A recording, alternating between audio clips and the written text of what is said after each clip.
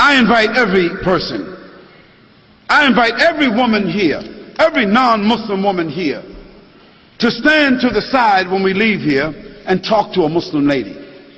I mean, now, let's not ask Barbara Walters about how Muslim women feel.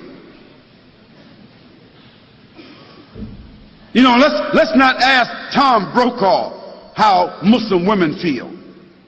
Let's not ask CNN, ABC, Fox. Let's not ask the London Times or the Australian Times. Let's not ask non-Muslims about how Muslim women feel, how they live, what are their principles, what are their challenges. If you want to be fair, ask a Muslim woman. Ask my wife.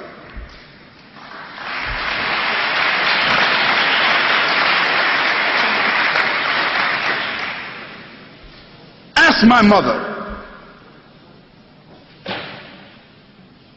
You see?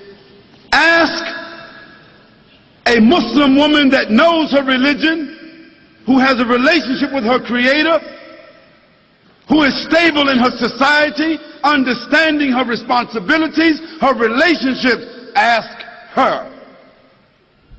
And after that, I think you should be fair, that you don't need to ask someone else.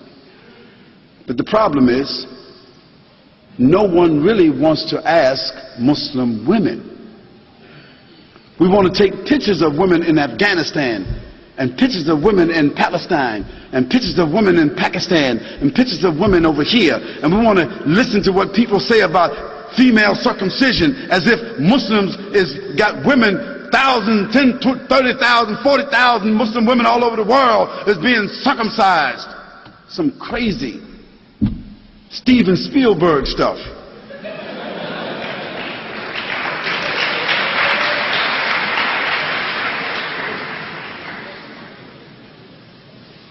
And let me give you a statistic that you should know about. If you take a quota in this room right here, I'll tell you this. Most every Muslim woman in this room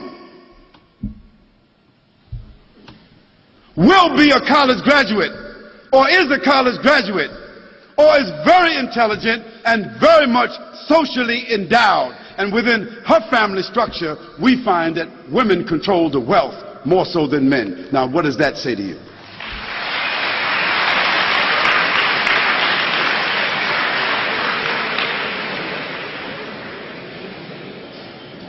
Now, where you find women oppressed, women exploited, women mistreated among Muslims, that is because those Muslims themselves are not representing the principles of the religion. And in every religion you've got black sheep.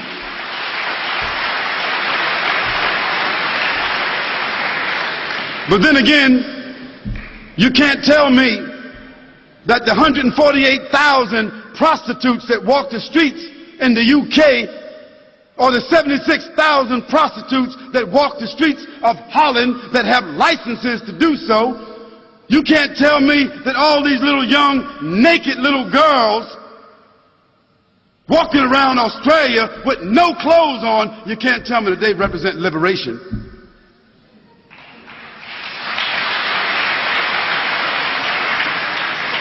You can't tell me that the 2,350 abortions, murders that take place with these young women, you can't tell me that that represents sophistication. You can't tell me that that represents liberation. You can't tell me that a naked woman sitting on a chocolate bar, a naked woman selling everything, toothpaste, everything, you can't tell me that doesn't represent exploitation. So let's put things in context. Let's talk about things correctly, and let's be fair, and let's be objective. We can talk about that a little bit more if you want to. And let me give you one more statistic. One more. prostitution, venereal disease, abortion, and pedophilia. And this horrendous number of children being raped and kidnapped that exists in the Western world. It is almost unheard of in the Muslim world.